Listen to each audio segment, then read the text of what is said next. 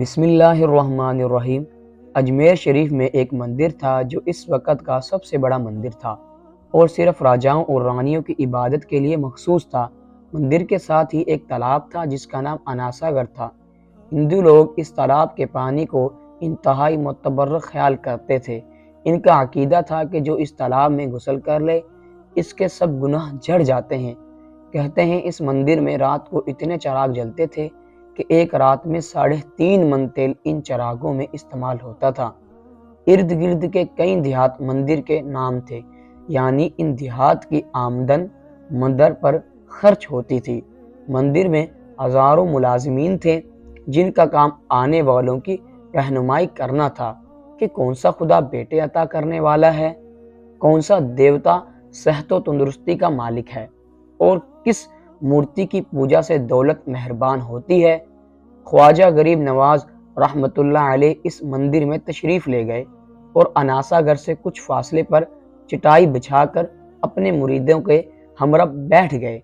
عصر کا وقت تقریباً ہونا ہی جاتا تھا، لہٰذا آپ رحمۃ اللہ علیہ نے حضرت قطب الدین رحمۃ اللہ علیہ سے اذان دینے کا کہا۔ کفر و شرک کے گھڑ اجمیر میں اللہ کی وحدانیت اور حضرت محمد صلی اللہ علیہ وآلہ وسلم کی رسالت کا یہ پہلا اعلان تھا۔ وہ لوگ اسلام سے مکمل طور پر لا علم تھے، چنانچہ اذان کی آواز سن کر وہ حیران ہوئے اور اپنے گھروں سے نکل آئے۔ سب مسافروں نے اناساگر کے پانی سے وضو کیا اور نماز پڑھنا شروع کیا۔ جب ہندو حیران رہ گئے کہ سب بھگوان تو اندر ہیں تو یہ لوگ صحن میں کس بھگوان کو سجدہ کر رہے ہیں۔ جب شام ہوئی تو راجا کے اونٹ جو دن میں چرانے کے لیے گئے ہوئے تھے اپنے چراہوں کے ساتھ واپس آنے لگے۔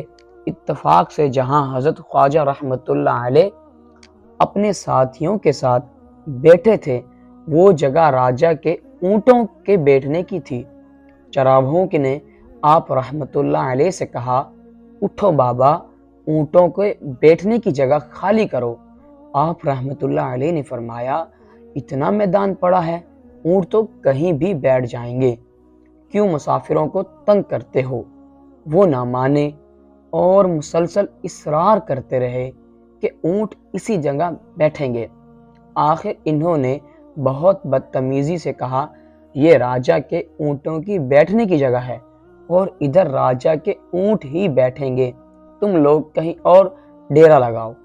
آخر آپ رحمۃ اللہ علیہ نے اٹھتے ہوئے حضرت قطب سے فرمایا، اٹھو قطب الدین، یہ کہہ رہے ہیں کہ یہ اونٹوں کے بیٹھنے کی جگہ ہے تو چلو اونٹ ہی بیٹھے رہیں۔ یہ کہہ کر آپ رحمۃ اللہ علیہ اپنے ساتھیوں سمیت وہاں سے اٹھ گئے۔ اگلی صبح جب اونٹوں کو چرانے کے لیے لے جانے کا وقت آیا اور چراہوں نے اونٹوں کو اٹھانا چاہا تو انہیں پتہ چلا کہ اونٹ اٹھنے کے قابل نہیں ہے۔ انہوں نے اونٹوں کو مار مار کر زبردستی انہیں اٹھانا چاہا لیکن وہ بیٹھے ہی رہے۔ چراہواں پریشان ہو گئے کہ جو اونٹ ان کے ایک اشارے پر اٹھ بیٹھتے تھے آج کیوں نہیں اٹھ رہے۔ آخر انہیں یاد آیا کہ کل اس مسافر فقیر نے کہا تھا کہ چلو اونٹ ہی بیٹھے رہیں۔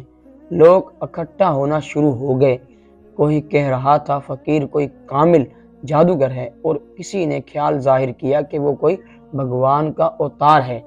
یہ بات راجا تک پہنچ گئی کہ ایک مسافر فقیر نے راجا کے اونٹوں پر جادو کر دیا ہے۔ راجا نے حضرت معین الدین علیہ رحمہ کو پیغام بھیجا کہ تم کیسے فقیر ہو جو بے زبانوں کو باندھ رکھا ہے، یہ بیچارے بھوک اور پیاس سے مر جائیں گے، اس لیے مہربانی کر کے اپنے جادو واپس لے لو۔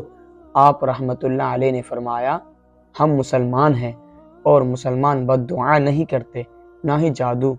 جاؤ کہو کہ جس کے حکم سے بیٹھے تھے اسی کے حکم سے اٹھ کھڑے ہو۔ اب جو جا کر اٹھایا تو اونٹ پہلی ہی بار میں اٹھ بیٹھے۔ ہندوؤں کی دلچسپی ان مسافروں میں بڑھنے لگی۔ 5ویں وقت کا اذان ہوتے ہی اور نماز ادا کی جاتی۔ آخر راہ جا تک یہ بات پہنچ گئی کہ کچھ فقیر آئے ہیں جو مسلمان ہیں 5 وقت اذان دیتے ہیں اور ہمارے متر تالاب کو ہاتھ منہ دھو کر برشٹ کرتے ہیں اور ہمارے دھرم کے خلاف باتیں بھی کرتے ہیں، کہتے ہیں یہ مورتیاں پوجنے کی قابل نہیں، یہ تو محض پتھر ہیں، اس لیے انہیں یہاں سے اٹھایا جائے۔ راجا نے فقیروں کو پیغام بھجوایا کہ تم لوگ گوشت کھاتے ہو، ہمارے دھرم کے خلاف بولتے ہو، اور تو اور ہمارے پاک تالاب کو اپنے ہاتھ ڈال کر ناپاک کرتے ہو، جو ہم برداشت نہیں کر سکتے، اس لیے تم لوگ یہاں سے چلے جاؤ۔ آپ رحمۃ اللہ علیہ نے فرمایا کہ اور بھی تو اتنی دنیا آتی ہے، ہمارے پانی لینے سے کون سا کوئی کمی آ جائے گی؟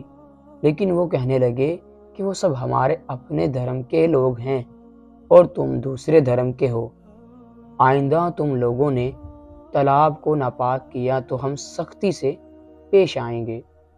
آپ رحمۃ اللہ علیہ نے حضرت قطب الدین بختیار رحمۃ اللہ علیہ سے فرمایا، قطب الدین، شاید یہ لوگ آئندہ ہمارے پانی لینے پر کوئی فساد برپا کریں، جاؤ ایک مشکیزہ پانی لے آؤ تاکہ ضرورت کے وقت کچھ پانی تو موجود ہو۔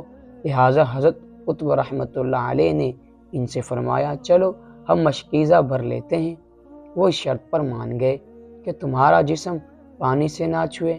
حضرت قطب رحمۃ اللہ علیہ تالاب کی سیڑھیوں پر جا بیٹھے اور مشکیزہ پانی میں ڈبو دیا۔ جب وہ بھر گیا تو حضرت قطب رحمۃ اللہ علیہ نے وہ مشکیزہ اوپر کھینچا، لیکن جو ہی مشکیزہ پانی سے باہر آیا، اناساگر کا پانی خشک ہو گیا، گویا سارا اناساگر مشکیزے میں بند ہو گیا ہو۔ اناساگر کا خشک ہونا تھا کہ پورے اجمیر میں قہر مچ گیا۔ وہ رو رو تھے کہ ہم جو گناہوں کی گٹھلیاں لاتے ہیں اور اناساگر میں غسل کر کے ان سے چھٹکارا پا لیتے ہیں، اب ہم گناہوں کا بوجھ لیے کدھر جائیں گے؟ سارے علاقے میں خبر پھیل گئی کہ مسافر فقیر نے جادو کے زور سے اناساگر کو خشک کر دیا ہے۔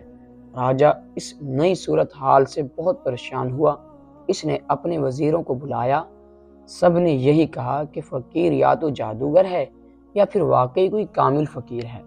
ساتھ ہی وہ پریشان ہوئے کہ اجمیر کی رونق تو تھی ہی اناساگر کے دم سے، اسی کی وجہ سے لوگ دور دور سے اجمیر آتے تھے اور اپنا ایمان تازہ کر کے لوٹتے تھے۔ اناساگر کے خشک ہو جانے سے ہندو دھرم کی تبلیغ کو دھچکا لگے گا اور یہی تشویشناک بات تھی۔ آخر طے پایا فقیر سے مذاکرات کیے جائیں۔ آخر وہ چاہتا کیا ہے؟ اگر اس کے مطالبات معقول ہوں تو تسلیم کر لیے جائیں، یا پھر سب مرد، عورتیں اور بچے جا کر فقیر کی منت سماج کریں گے کہ لوگوں کو پریشان سے نجات دلاؤ اور ہم پر کرم کرو۔ ہم پاپ کا بوجھ اٹھائے کدھر جائیں اور کسے سکون پائیں؟ یہ تجاویز زیادہ آسان تھی، لہذا تمام لوگ بابا صاحب رحمۃ اللہ علیہ کے پاس آئے اور بولے، بابا تم بھی وضو کر لیا کرنا، لیکن بھگوان کے واسطے ہمارا اناساگر ہمیں لوٹا دو۔ آپ رحمۃ اللہ علیہ نے حضرت قطب رحمۃ اللہ علیہ سے فرمایا، جاؤ قطب، مشکیزہ واپس تالاب میں ڈالاؤ۔ جو ہی مشکیزہ تالاب الٹا گیا، اناساگر کناروں تک اچھل آیا۔ اس پانی نے کئی دلوں کو دھو ڈالا۔ ہندو قوم کی اپنی تاریخی کتابوں میں بھی ہندو مورخ اس بات کو تسلیم کرتے ہیں کہ اس شام 32,000 ہندو کلمہ پڑھ کر مسلمان ہو گئے۔ ان ہندوؤں کے مسلمان ہو جانے سے ہندو پنڈتوں اور عام ہندو میں بھی غم و غصہ کا طوفان اٹھ کھڑا ہوا اور سوچ میں پڑ گئے کہ فقیر اگر کچھ دن مزید ادھر رہ گیا تو دیوی دیوتاؤں کا تو نام لینے والا بھی کوئی نہ رہے گا۔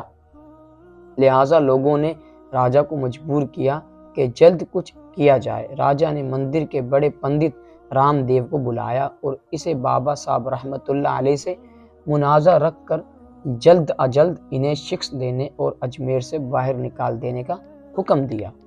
رام دیو اپنے وقت کا مانا ہوا پنڈت تھا، جس کی عالمی قابلیت کی دور دور تک دھوم مچی ہوئی تھی۔ اس نے راجہ کو یقین دلایا کہ جلد ہی راجہ کوئی اچھی خبر سنے گا۔ رام دیو بابا صاحب رحمۃ اللہ علیہ کے پاس آیا اور الٹے سیدھے سوالات کرنا شروع کیے۔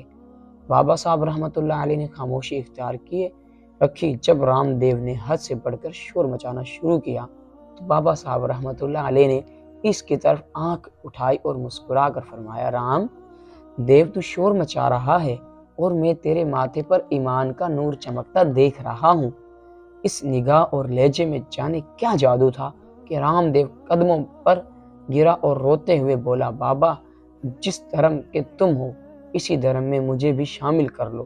سب لوگ جو مناظرہ دیکھنے آئے تھے اس کی کایا پلٹ جانے پر شدر تھے، اور رام دیو جو بابا کو شکست دینے آیا تھا خود مفتوح ہو چکا تھا۔